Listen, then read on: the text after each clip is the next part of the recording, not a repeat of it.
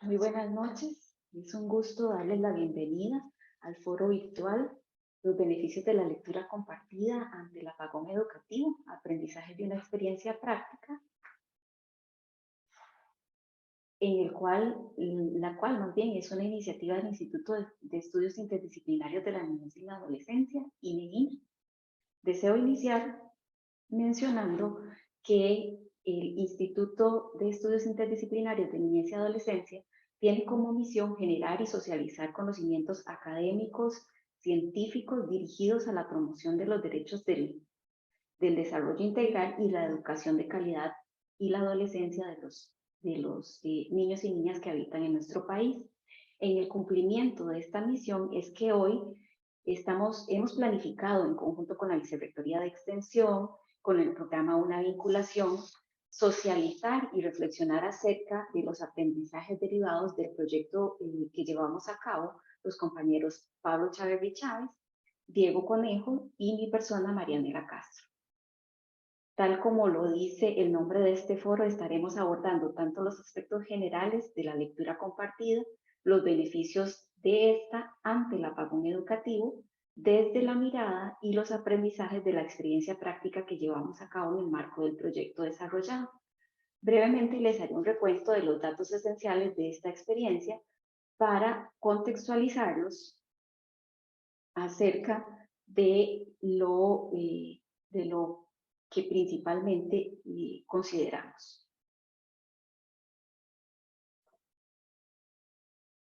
En primer lugar, este proyecto se desarrolló de manera interdisciplinaria, ya que el compañero Pablo es trabajador social y está cursando su doctorado en investigación.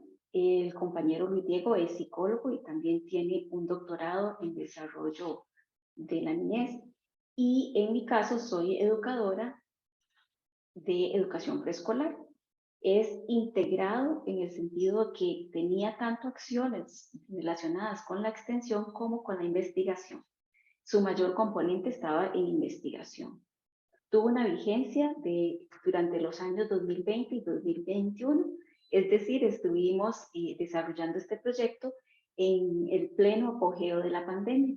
Dicho sea de paso, esta situación nos obligó a realizar algunas modificaciones del proyecto aprobado el año anterior, de la propuesta de proyecto aprobada. Dado que no pudimos realizar las visitas a los centros educativos, pero hicimos una adaptación de toda la propuesta a la nueva realidad. Nos preguntan por ahí, ¿por qué nos interesamos en hacer una intervención en lectura compartida? Bueno, es conocido por algunos de nosotros que en Costa Rica el rendimiento estudiantil en cuanto a la comprensión de la lectura es deficiente. Y esto nos lo ha dicho la OCDE, nos lo ha señalado también el programa Estado de la Educación y Estado de la Nación. Los docentes tienden a mostrar conocimientos muy débiles en las habilidades para estimular la comprensión lectora. También sabemos que es central en todo el proceso educativo la lectura y principalmente la comprensión de todo eso que los niños y niñas deben leer y adolescentes deben leer en el sistema educativo. Además, la escuela y el hogar son los contextos más importantes en los que los niños y niñas empiezan a desarrollar todas las habilidades tempranas o iniciales de lectoescritura. Por eso fueron las dos poblaciones a las que les dimos prioridad. Los efectos significativos de la lectura compartida son significativos, en las habilidades infantiles de alfabetización temprana, según lo que las investigaciones han señalado. Y además, el proceso de lectura compartida promueve, tanto en el niño como en el adulto, una vinculación emocional de mucha importancia. El desarrollo del lenguaje y de la alfabetización fortalece la interacción, ¿verdad?, entre los mismos hermanitos, si son varios niños, y el grupo parental. Ayuda al desarrollo cognitivo y emocional del niño, entre muchas otras habilidades que los compañeros más adelante nos van a detallar. La lectura compartida frecuente y las conversaciones entre los adultos y los niños contribuyen a un mayor éxito en la lectura y en el rendimiento académico. En este punto del rendimiento académico es donde consideramos que es necesario reflexionar a partir de las brechas que sabemos que existen en nuestro sistema educativo y en el nivel de aprendizaje de nuestros niños y niñas, principalmente luego de la pandemia. Entonces, el objetivo de ese proyecto que desarrollamos era contribuir al desarrollo de la lectura y escritura emergente en los niños y niñas de edad preescolar, mediante el diseño y la evaluación de una estrategia de capacitación de lectura compartida dirigida para los docentes y los grupos parentales y las figuras de cuidado. Incorporamos las figuras de cuidado porque consideramos muy importante, ¿verdad? La cantidad de horas que los niños y niñas pasan con estas personas. Algunas de las características del curso fueron, bueno, o de los cursos más bien, porque desarrollamos dos cursos, uno dirigido a figuras parentales y otro dirigido a docentes. En este caso era capacitarles, brindarles algunas herramientas acerca de los principios y la aplicación de la lectura compartida para que realizaran con los niños y niñas esta lectura. Dada la pandemia, como les dije antes, el curso se desarrolló sincrónico, o sea, estábamos viéndonos todos los miércoles a esta hora más o menos, a las 6 de la tarde, y era un curso corto a través de la plataforma Zoom. Constaba de 5 sesiones y el tiempo de duración de cada una de las sesiones era presencial de 2 horas y 1 hora de inversión mínima de práctica con los niños y niñas. La cantidad máxima de participantes eran 20 personas, ¿verdad? Considerando que podrían incluso haber representado grupos parentales, tanto por el padre como por la madre o algunas otras personas interesadas.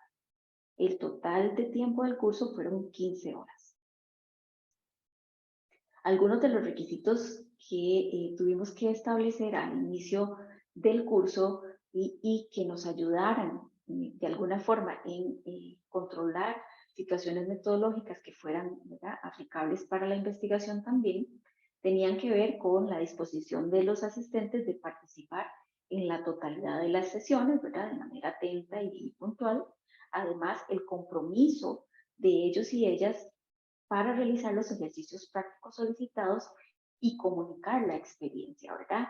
Porque cada vez que había sesión, veníamos primero con una plenaria en la que compartíamos la aplicación de las experiencias de aprendizaje de la semana anterior. Entonces fue bastante rico poder escucharles a ellos y a ellas acerca de cómo les había ido, ¿verdad?, poniendo en práctica los aprendizajes.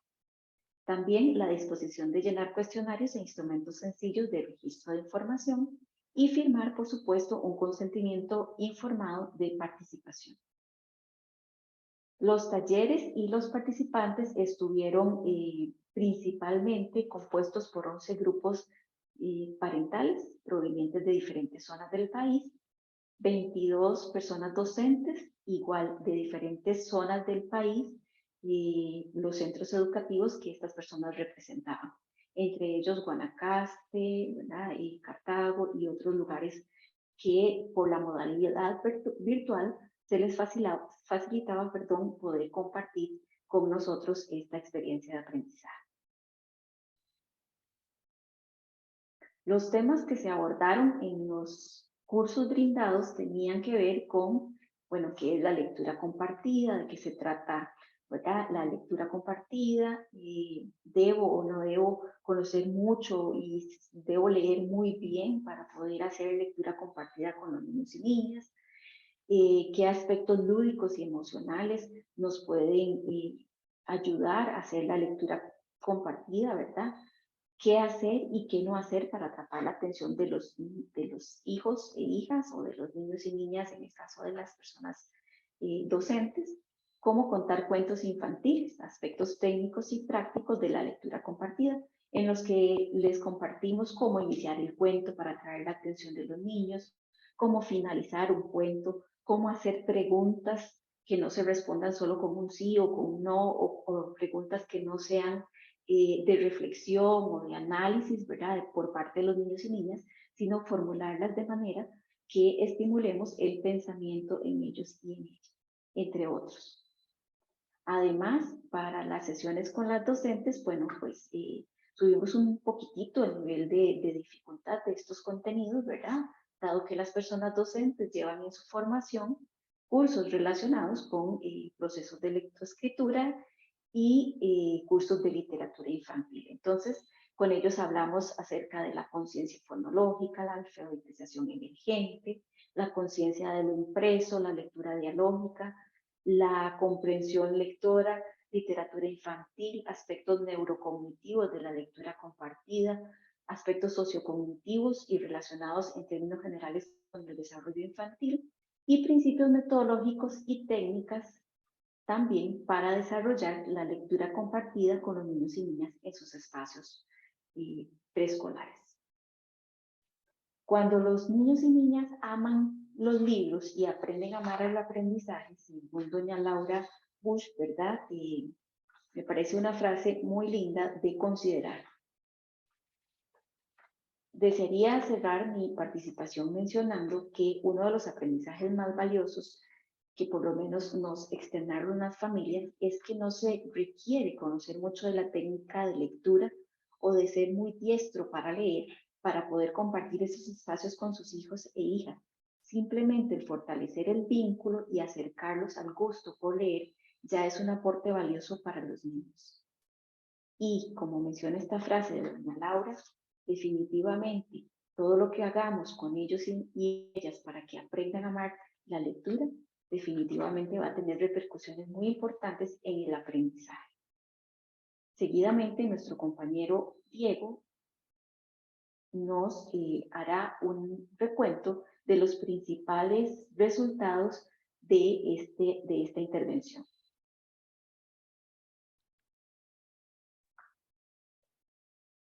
Buenas tardes, muchas gracias a Marianela por la introducción y por contextualizarnos en el proyecto. Y ahora me voy a enfocar entonces en algunos resultados más sobresalientes que obtuvimos a partir de este proyecto. Nada más voy a compartir aquí la presentación. Y ahí se ve. Sí, Sí. ok, perfecto. Muy bien. Entonces, como ahora comentaba Nela, la idea con este proyecto era promover aspectos esenciales que tienen que ver con la lectura compartida y específicamente el aspecto más dialógico de este tipo de lectura, que consiste en no solamente completar el material que está disponible en el libro, sino que a partir de este dispositivo se generen una serie de conversaciones y de interacciones dinámicas por parte de quien está dirigiendo la lectura, pero también, y muy importante, de los niños y las niñas que están participando de este proceso. Entonces, hay una serie de estrategias que se pueden implementar a la hora de guiar esta lectura compartida para que se establezcan estos diálogos y varían también en el nivel de protagonismo que se le da a los niños y las niñas, porque es un elemento esencial la participación cada vez más activa que puedan tener los niños y niñas. Y además algo muy importante en términos de el requerimiento cognitivo que representan estas estrategias y este rol que están jugando las personas, en este caso niños y niñas, en estos procesos de lectura. Tienen que ser actividades que representen una demanda cognitiva importante y por tanto que fomenten un escalamiento de sus capacidades. Entonces, primero voy a presentar los resultados con el grupo que hicimos con madres, padres y personas encargadas Para este grupo contamos con 12 personas que estaban a cargo de niñas, niños y adolescentes, bueno, en este caso niños y niñas. Em, Fueron 11 madres, ¿verdad? Esto es muy común de estos procesos, que la mayoría de la participación es femenina. Una persona cuidadora que no era precisamente la madre y un padre de familia.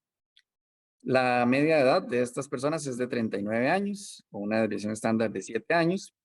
En cuanto a la escolaridad, podemos hablar de que es un grupo con una alta escolaridad. La mayoría de estas personas o tenían la universidad completa o estaban en proceso de obtener un título universitario.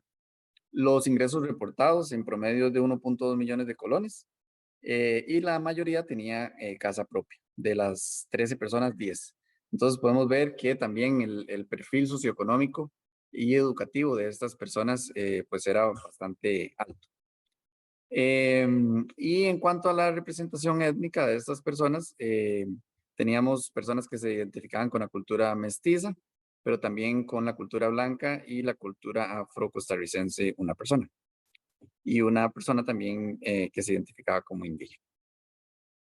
Entonces, en cuanto a los hábitos de lectura que estas personas manifestaban tener al inicio de la actividad, destaca que la mitad dijo no haber leído libros o solamente haber leído un libro en el último año que fuera por interés personal. Además, a la hora de hablar acerca de los procesos de lectura con niños y niñas, em, destacan que más que todo el rol se ve representado por figuras femeninas, sobre todo la madre o tías o abuelas, mientras que no se proyecta una participación tanto de los tíos, por ejemplo, o de los abuelos. Sí se representa más en figuras femeninas. También indagamos un poco acerca de las concepciones que tenían con respecto a la edad que es adecuada para iniciar lectura compartida con niños y niñas. Em, la mayoría indicaba que es importante iniciar este proceso desde la gestación. Sin embargo, también reportaron que una vez que nace la persona es cuando se tienen que iniciar estos procesos, y una persona también dijo que a partir del año de edad. Esto, en esta tabla podemos ver un poco una representación de los hábitos de lectura en cuanto a libros por placer. Vemos que el tiempo que dedican a estas actividades está entre 1 y 2 horas, solamente para 2 de las personas participantes, mientras que 10 personas de las 13 manifestaban que dedican menos de 1 hora, y una específicamente indicaba que no dedica que no dedica tiempo, no dedicaba tiempo para leer libros por placer. Un escenario parecido es el de leer diarios o revistas. La minoría es quienes dedican entre 1 y 2 horas, menos de 1 hora, 8 personas. Y nada, aquí es un poco más alta la cantidad de personas, ¿verdad? 4 en este caso. Luego, después del taller, nosotros aplicamos un cuestionario un poco para sondear cuáles habían sido las percepciones, los cambios en el conocimiento acerca de la lectura compartida, y también un poco las actitudes que había dejado esta experiencia, los cambios de actitud.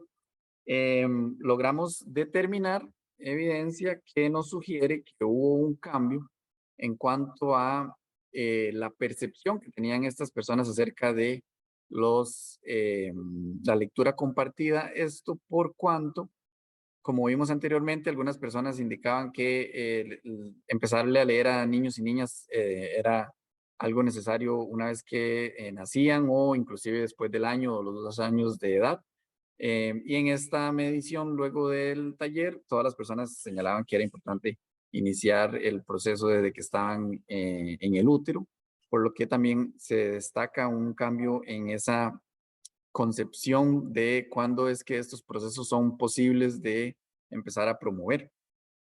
Em, También detectamos un cambio importante en cuanto a las prácticas de lectura, específicamente en la frecuencia con la que llevaban a cabo estos procesos en sus hogares con los niños y niñas.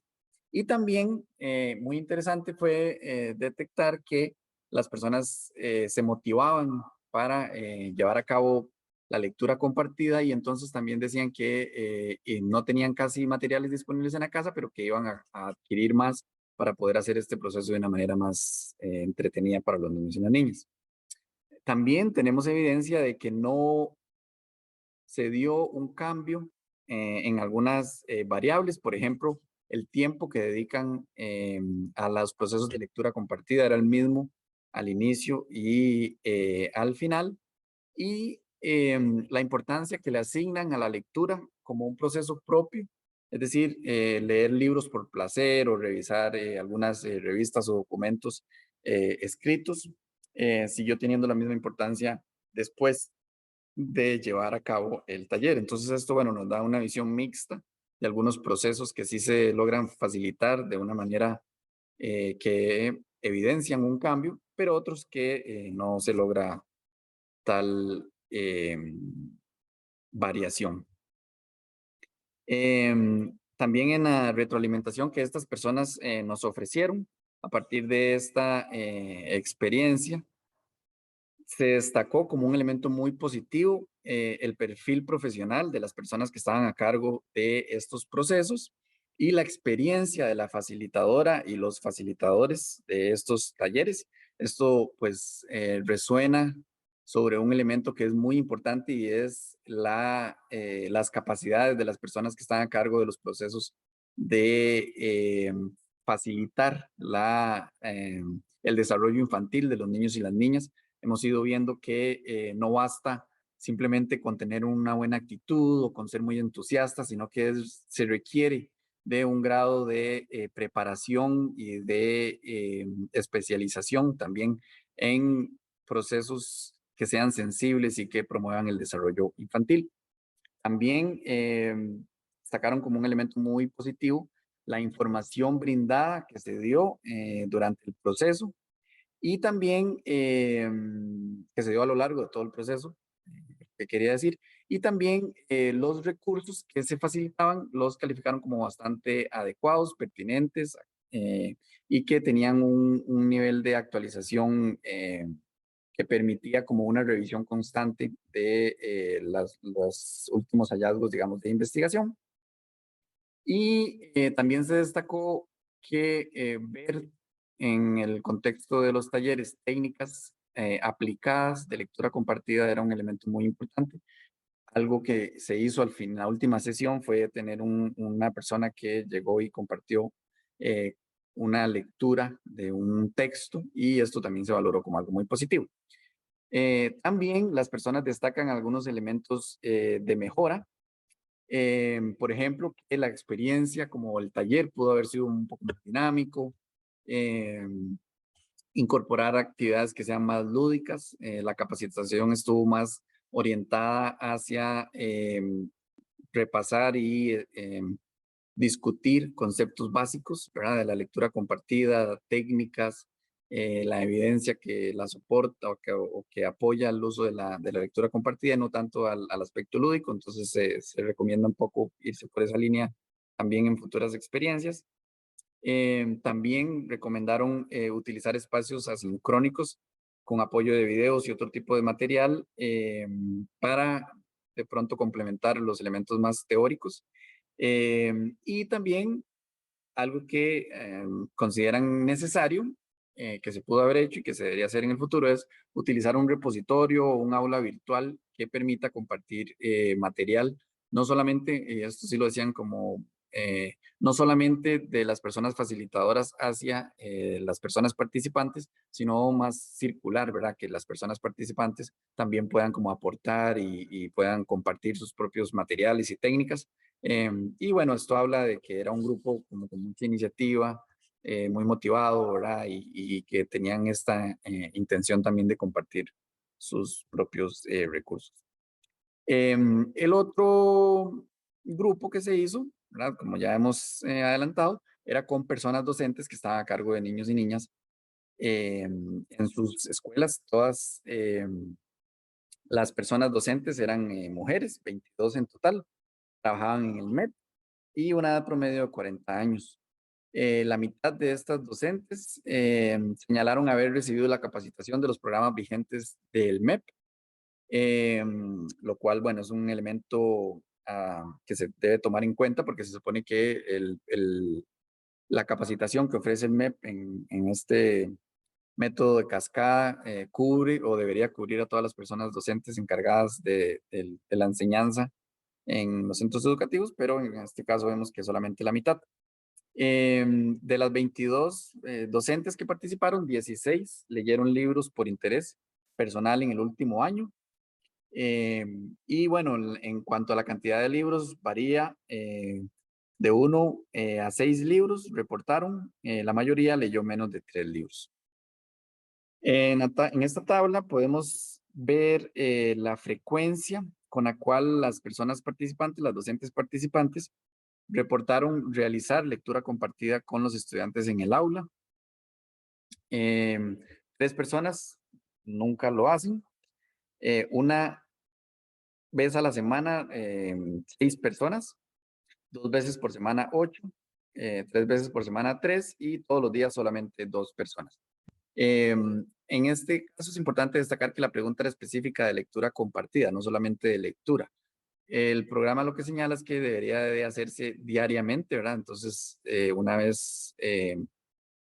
mínimo una vez por día.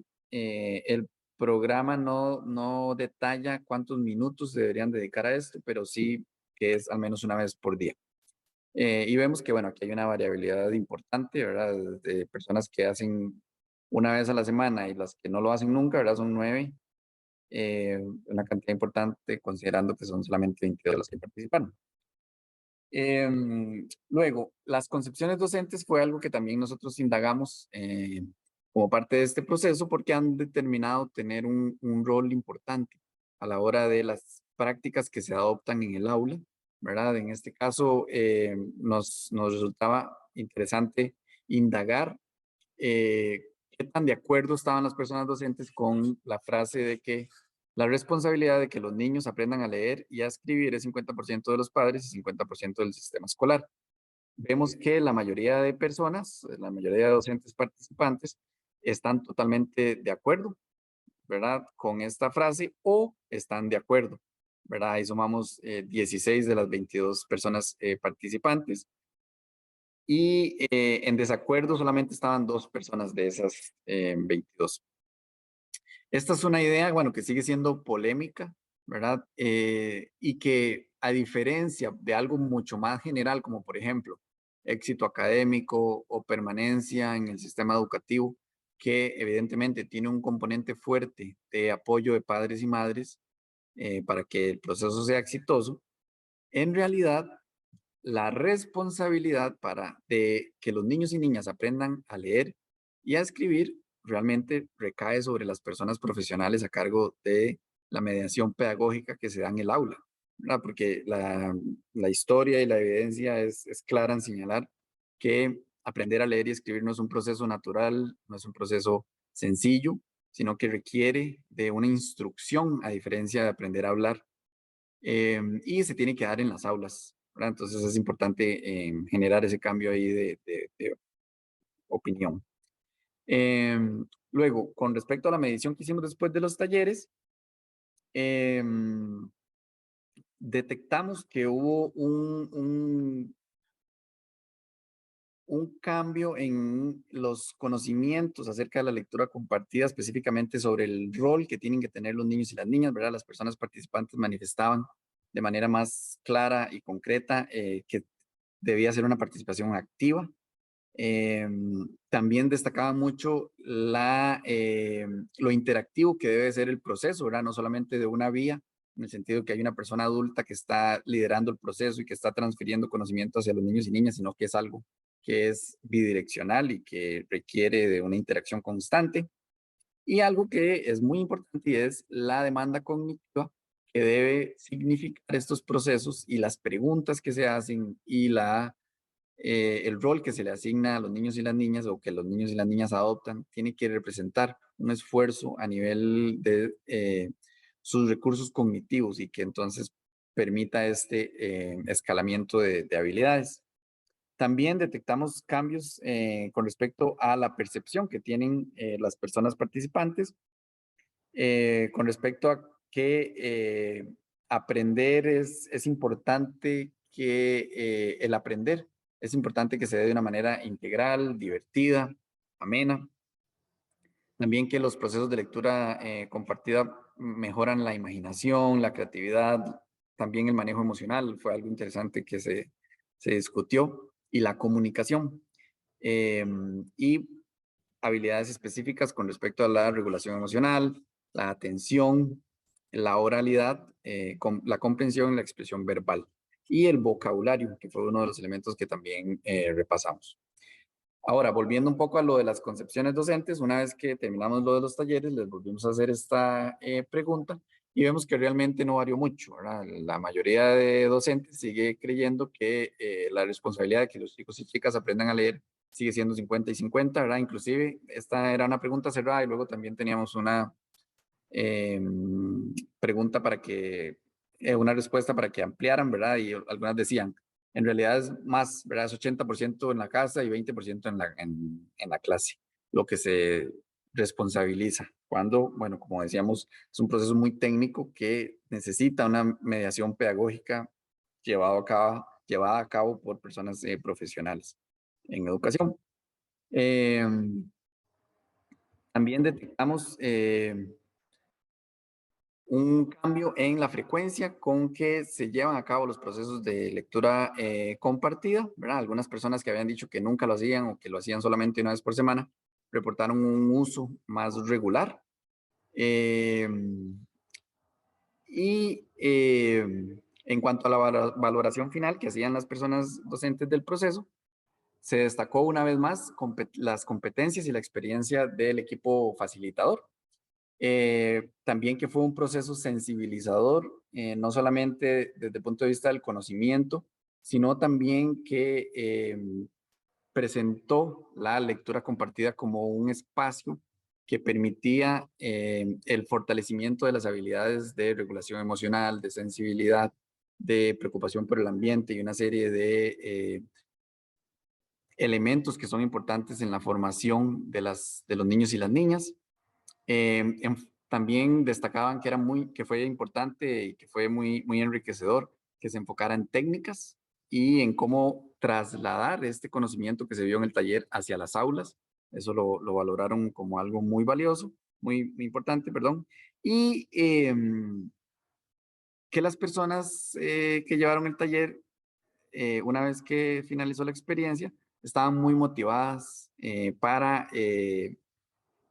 realizar procesos de mediación pedagógica que fueran innovadores, que fueran transformadores en el contexto de sus aulas y en habilitar cada vez más espacios para la lectura compartida y no verlo como algo completamente aparte de los otros procesos de aprendizaje, sino que dentro del dispositivo de la lectura compartida también se pueden exponer una serie de conceptos y de ideas que están concatenados a otros procesos de aprendizaje y de esta manera poderlo utilizar como un recurso que es bastante dinámico y bastante flexible en diferentes momentos de la clase.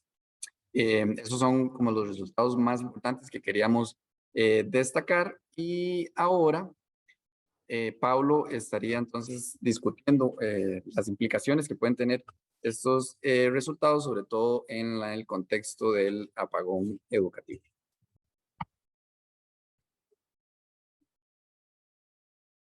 Bueno, muy buenas tardes a todas las personas que están viendo nuestra presentación. Seguidamente voy a mostrarles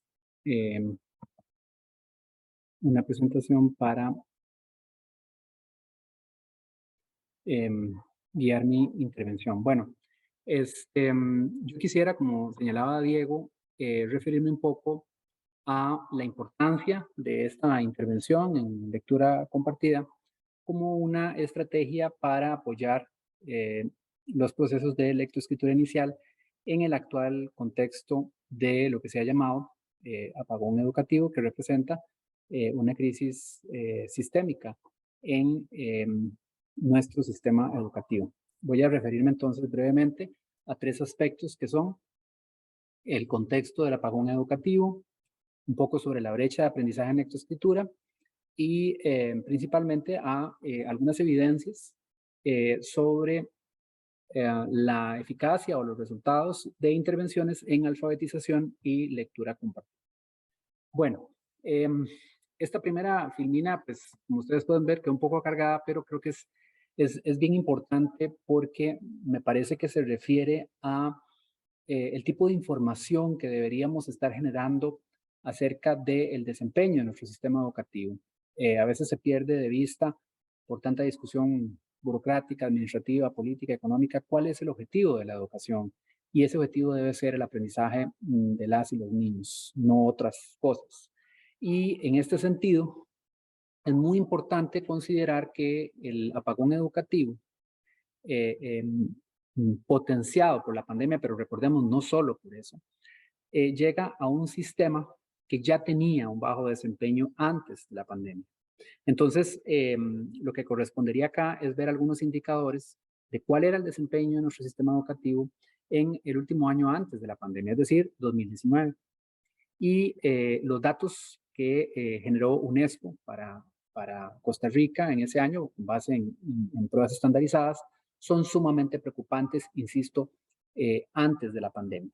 Todavía no tenemos resultados equivalentes para evaluar lo que sería, digamos, este proceso post-pandemia, pero son importantísimos y yo quisiera plantear la hipótesis de que posiblemente son más graves de los que estamos viendo acá. Y lo que UNESCO reportaba es que la cantidad de niños y niñas que no lograban desempeños de aprendizaje mínimos aceptables al finalizar la primaria eran los siguientes. Un 46% de chicos y chicas al graduarse del 6º grado no tenían competencias mínimas aceptables en lectura, un 79% en matemática y un 61% en el área de ciencias. ¿Qué significa esto más concretamente? Es decir, en lectura no son capaces de realizar inferencias a partir de ideas específicas o secundarias, integrar ideas implícitas presentes en diferentes partes del texto, establecer relaciones entre información verbal y visual, comparar 2 textos atendiendo su propósito y contenido, así como lograr interpretar figuras literarias y expresiones de lenguaje figurado. En matemáticas, la mayoría de nuestros chicos y chicas, casi un 80% antes de la pandemia, recordemos, al finalizar la primaria, no son capaces de resolver problemas que requieren interpretar información en diversos formatos, incluyendo tablas y gráficos, recurrir a 2 o más operaciones aritméticas, estimar áreas y perímetros, calcular adiciones y sustracciones de fracciones, identificar relaciones de perpendicularidad y paralelismo en un plano. Y en el área de ciencias naturales, un 61% de nuestros niños y niñas no eran capaces de explicar fenómenos cotidianos aplicando conocimientos científicos básicos, discriminar las preguntas que son investigables científicamente o las hipótesis que orientan una investigación, evaluar la pertinencia elemental de un diseño experimental, ni concluir a partir de información presentada en gráficos. Entonces, imaginémonos como digámoslo así, que llega una enfermedad a un cuerpo que ya de por sí estaba débil, ¿verdad? Entonces su capacidad para soportar esa carga adicional es muy limitada. A estos débiles resultados educativos se agregan otros elementos muy importantes. Hay muchos indicadores, pero bueno, quisiera resumir los que me parecieron más relevantes. De acuerdo con el INEC, a septiembre de 2020, uno de los momentos álgidos de la pandemia, se estimó en ese momento que, oigan ustedes, un 37% de niños y niñas entre 0 y 12 años se encontraban en condición de pobreza, es decir, más de 1 de cada 3 niños y niñas no satisfacían ni siquiera sus necesidades básicas alimentarias. Luego, un 26% de niños no tuvo acceso ni siquiera a una computadora, a un celular, ni a internet en los 3 meses anteriores a septiembre de 2020. Y cerca de un 17%, o sea, prácticamente 1 de cada 6 niños y niñas no estaba recibiendo educación regularmente. Es decir, tenemos que entonces a ese bajo desempeño que teníamos antes de la pandemia se suma una situación de clara desigualdad que nos sugieren estos datos. Entonces, ¿cuáles son las consecuencias de estas desigualdades educativas? Bueno, este es el punto. Las desigualdades socioeconómicas importan. No es eso de que el que quiere puede y ya, no. Resulta que las condiciones socioeconómicas en las que un niño vive son uno de los factores predictores más potentes que hay para saber cómo le va a ir en el rendimiento académico a través de su vida. Porque las condiciones socioeconómicas son un conjunto integrado de condiciones que tienen que ver con diversos factores. No solamente el tener dinero, no. Es el tener oportunidades, el poder tener condiciones óptimas para estudiar, es el poder tener un papá, una mamá o familiares que tienen cierto nivel educativo que te pueden ayudar, ¿verdad? Es decir, es un conjunto de condiciones no solamente económicas, sino también sociales, es decir, relacionadas con las personas con las que estás vinculado cotidianamente, que pueden facilitar, en el caso de los mejores niveles socioeconómicos, o dificultar, en el caso de los niveles socioeconómicos más bajos, tu progreso educativo. Entonces, vean este gráfico que tenemos aquí, donde igual para datos antes de la pandemia, podemos asociar los resultados al finalizar la educación secundaria con la condición socioeconómica de las personas. Y lo que podemos ver aquí es que conforme más alto es el índice de desarrollo social del distrito de residencia de los estudiantes, mayor es la probabilidad de que aprueben los exámenes de bachillerato en aquel momento, ¿verdad? Entonces, como pueden observar, las personas de índice socioeconómico alto, desarrollo social alto en su distrito, en la mayoría de los casos aprueban todas las pruebas de bachillerato, incluso sin aplicar la curva. Y conforme pueden bajar hacia la derecha, conforme vamos bajando en las barras, podemos observar cómo hay un sistema claramente estratificado, donde conforme más bajamos en el estatus socioeconómico, menor es el desarrollo social, también tiende a ser menor el nivel de aprobación. Y vean ustedes que cerca de un 75% de los muchachos y muchachas de índice social bajo, antes de la pandemia, ya reprobaban los exámenes de las pruebas nacionales de bachillerato. Y a eso se suma que, además, cuando vives en una condición socioeconómica baja, es muy difícil que llegues al final de la educación secundaria. Por lo que podríamos decir que la brecha real, es decir, la que está no solamente en los que hacen los exámenes, sino en toda una generación de jóvenes en edad para presentar esas pruebas, sería posiblemente mucho mayor que esta que estamos presentando. Entonces, algunos elementos importantes. Si bien el apagón afectó al sistema educativo en general, esto es cierto, es importantísimo decir que esa afectación podría ser mucho mayor en los sectores de menor estatus socioeconómico, debido a que, las madres y padres de menor nivel socioeconómico, entre otros factores, tienen un menor nivel educativo, tienen menor acceso a tecnologías de información y comunicación, una conexión a Internet más limitada, menores habilidades digitales y menor acceso a material impreso. Tienden también a dirigir menor cantidad de palabras, intercambiar menos dialógicamente, usar más comentarios negativos y menos positivos con sus hijos en comparación con sus pares de mayor estatus socioeconómico, lo cual estaría relacionado con un menor desarrollo lingüístico y de la función ejecutiva, ambos factores críticos para un buen desempeño educativo. Y además se vieron más afectados económicamente por la pandemia. ¿Por qué?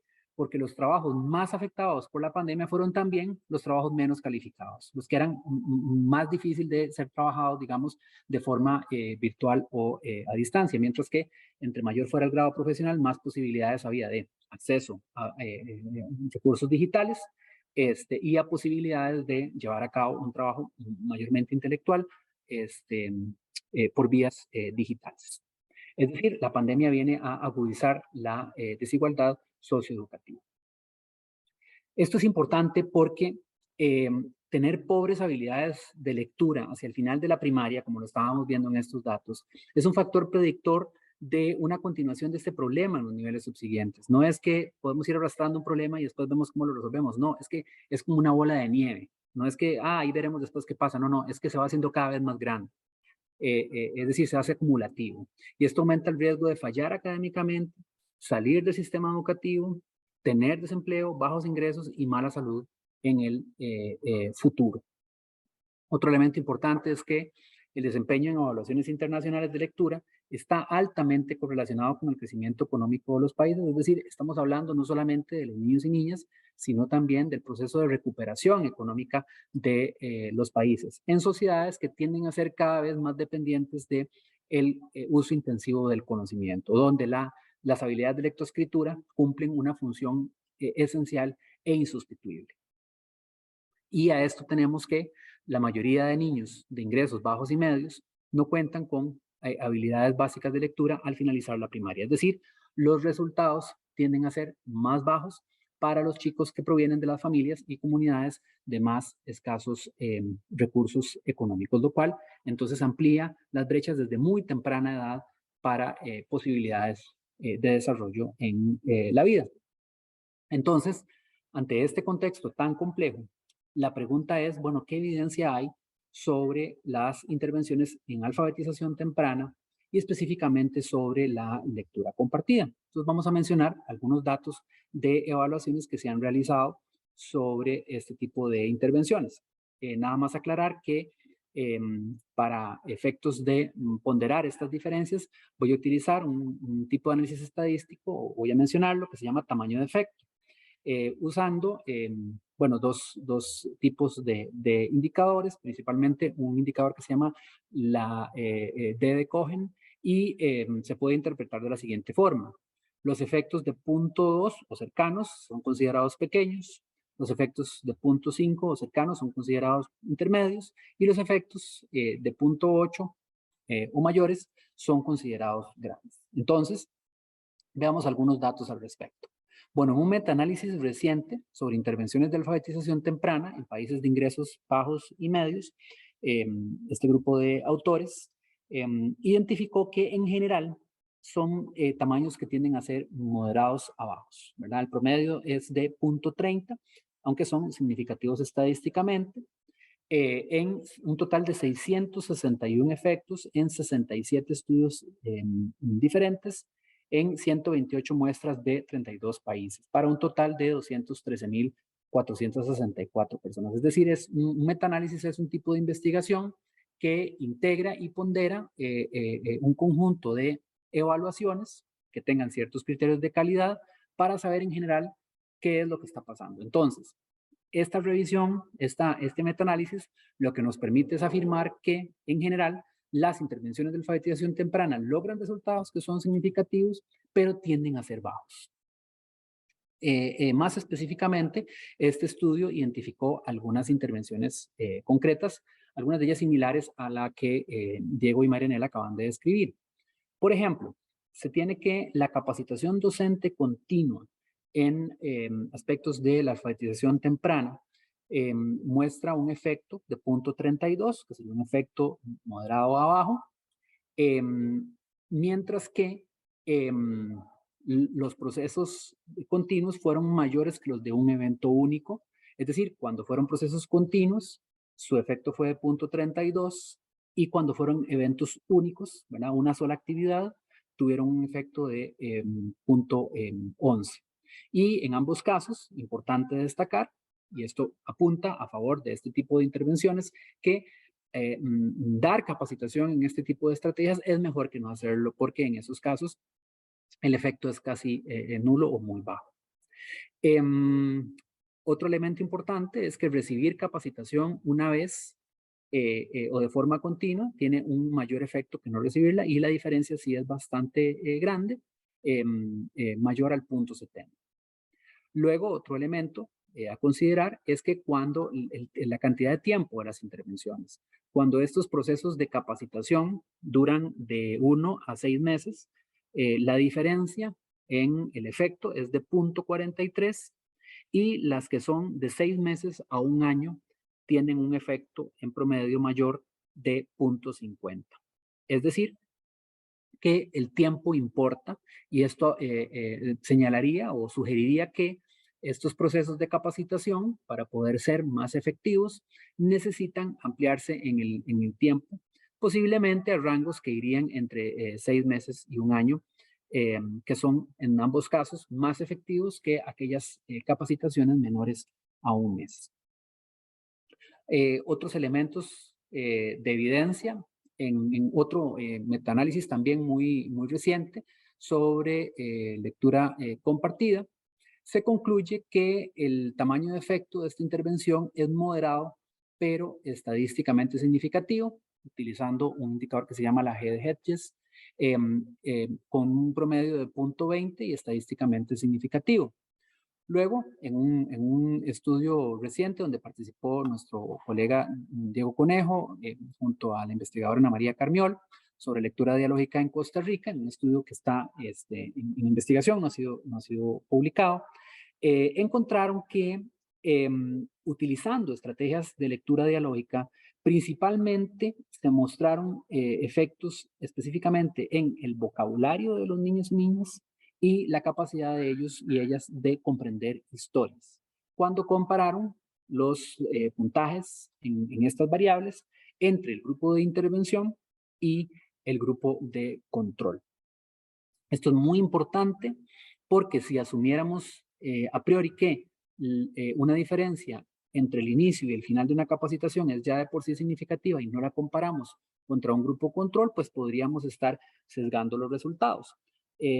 Estos investigadores, ¿verdad? Compararon un grupo de intervención con madres que recibieron una sesión presencial de entrenamiento sobre lectura dialógica y además mensajes de texto de seguimiento por 15 semanas.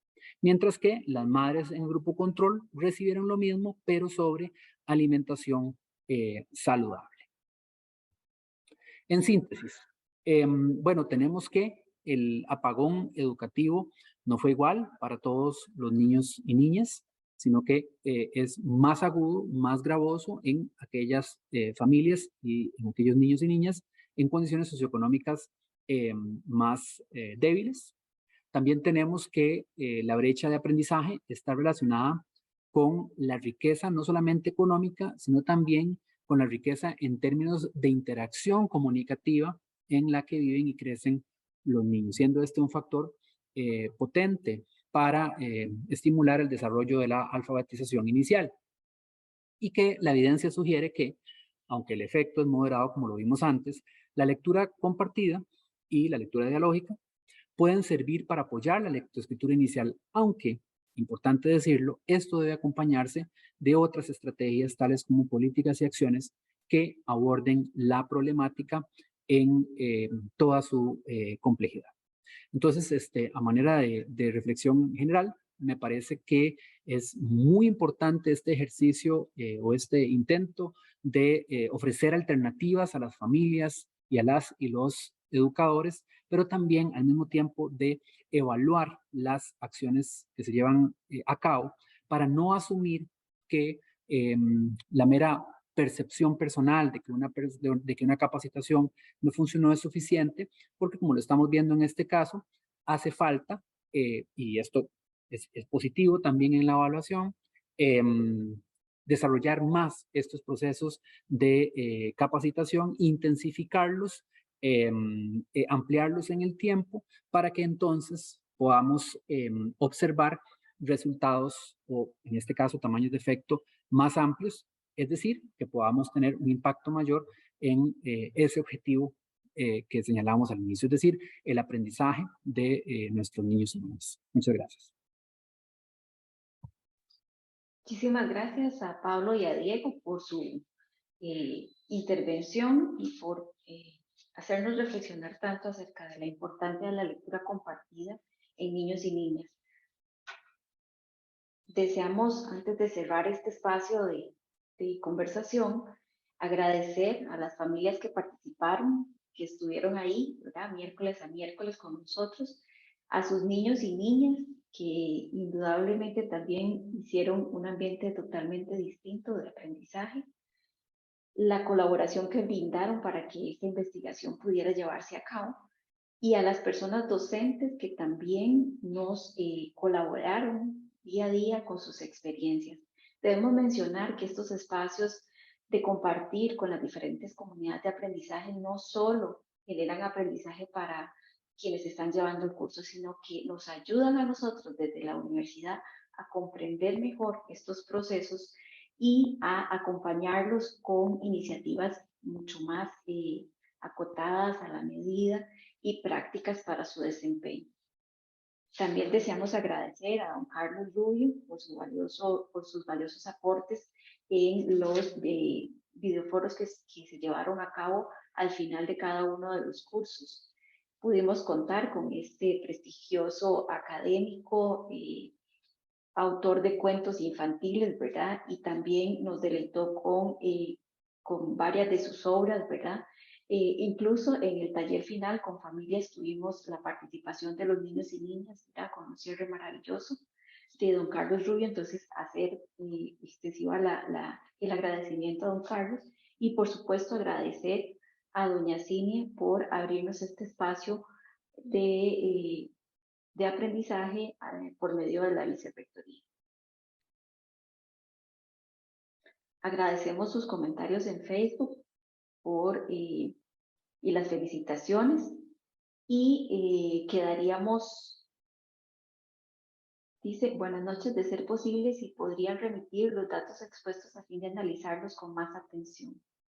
Lamentablemente esta persona nos escribe de manera anónima, entonces no podemos saber quién será la persona que requiere los datos. Finalmente, agradecemos entonces su participación, el habernos acompañado y el permitirnos contarles desde nuestra experiencia vivida a través del proyecto, ¿verdad? Y posicionar la lectura compartida como un granito de arena para mejorar las condiciones de aprendizaje de nuestras niñas y niños, y también para reducir de alguna forma la brecha. Diego, ¿te vas a despedir? Sí, no, nada más iba a decir que para efectos de compartir lo que expusimos, las personas pueden estar atentas al Facebook del INEINA, en donde habíamos publicado este evento, y ahí podemos poner un enlace con el resumen de lo que presentamos para así poderlo divulgar. Y agradecerle, bueno, a todas las personas por su compañía, y a las personas especialmente que estuvieron en el proceso, ¿verdad? Como decía Nela, fue enriquecedor para todos y todas, y creo que de esta forma pues hacemos universidad y llevamos adelante procesos de capacitación que fortalecen también el desarrollo infantil, que es súper importante para el INEINA, y eso sería todo. Muchas gracias. Muchas gracias. También decirles que pueden esperar algunas de estos datos impresos en la revista En Diálogo de la Vicerrectoría de Extensión de nuestra Universidad Nacional próximamente, porque estamos trabajando en el documento. Entonces, agradecerles muchísimo y que tengan una linda noche.